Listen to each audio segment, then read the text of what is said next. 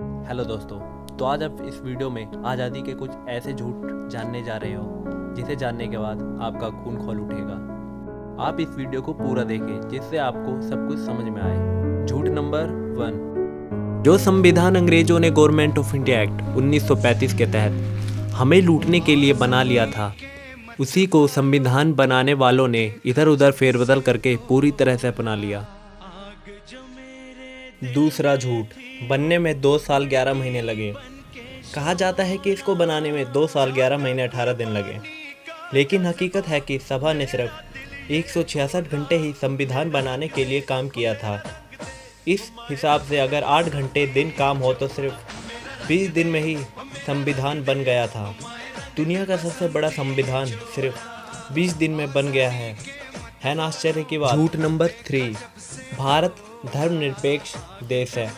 संविधान के अनुसार भारत धर्मनिरपेक्ष है, लेकिन भारत की परंपरा के अनुसार कोई भी देश धर्मनिरपेक्ष नहीं हो सकता है, बल्कि पंथ और संप्रदाय निरपेक्ष हो सकता है। मनुस्मृति में धर्म के 10 लक्षण दिए गए हैं, जो उनको अपनाए धार्मिक है, भले ही वो किसी भी धर्म या जाति का हो। क्या संविधान निर्माताओं के पास इतना भी धर्म का ज्ञान नहीं था? झूठ नंबर 4। दूरदर्शी और देशभक्तों ने बनाया। कहा जाता है कि संविधान बड़े ही दूरदर्शी और देशभक्त लोगों ने बनाया था, लेकिन अगर बनाने वाले इतने ही दूरदर्शी थे, क्यों इसमें महज 62 सालों में 97 संशोधन 2009 तक करने पड़ गए हैं। रही बात देशभक्ति की, तो हिंदी के साथ साथ संविधान को अंग्रेजी में क्यों लिखा गया?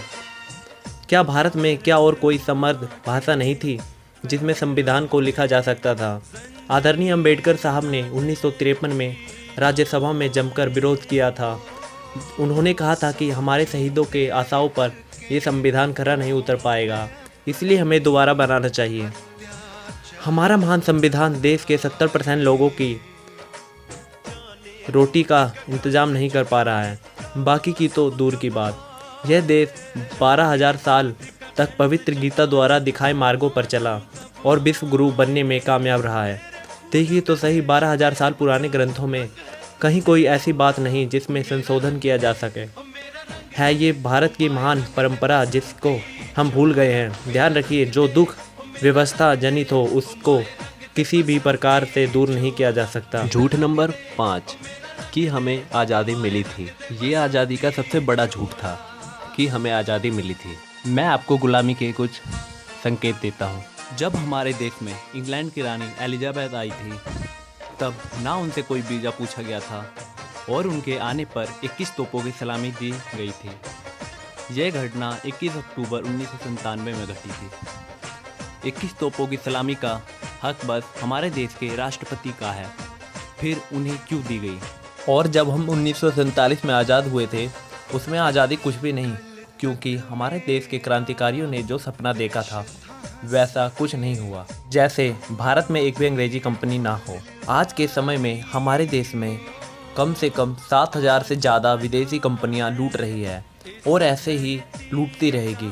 उस समय तो एक ईस्ट इंडिया कंपनी लूटती थी, अब उन जैसे हज़ारों कंपनियां आके देश को लूट रही है। और ऐसे में आपको पता होगा कि हमारा देश भविष्यवक्ताओं का देश है। जब अंग्रेज़ों ने भारत छोड़ने की घोषणा की थी, तब उन्होंने आज़ादी का दिन भी तय कर लिया था। उस समय हमारे देश के भविष्यवक्ताओं ने भविष्यवाणी की थी कि आज़ादी जब भी लेना तो दिन में लेना।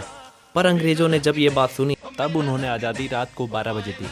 जिस भी देश ने आज़ादी ली है वो हमेशा दिन में ली है, पर भारत को आज़ादी रात को क्यों? नेहरू जी गाय को बचाना चाहते हैं। ये बिल्कुल सच नहीं है। जब देश में आज़ादी नहीं आई थी, जब नेहरू जी ने देशवासियों से और क्रांतिकारियों से ये अपील की थी, जब ये देश आज़ाद हो जाएगा और जब मैं प्रधानमंत्री बनूंगा, तब मैं गौ हत्या बंद करवाऊंगा। पर ऐसा कुछ नहीं हुआ, क्योंकि नेहरू जी खुद गौमांस का सेवन करते थे और आज के समय में गौ हत्या चरम सीमा पे है। रोज़ हमारे देश में लाखों हज़ारों गाय काट दी जाती है और हमारे देश में 30,000 से ज़्यादा बूचड़ खाने हैं। तो आज के लिए बस इतना ही। धन्यवाद।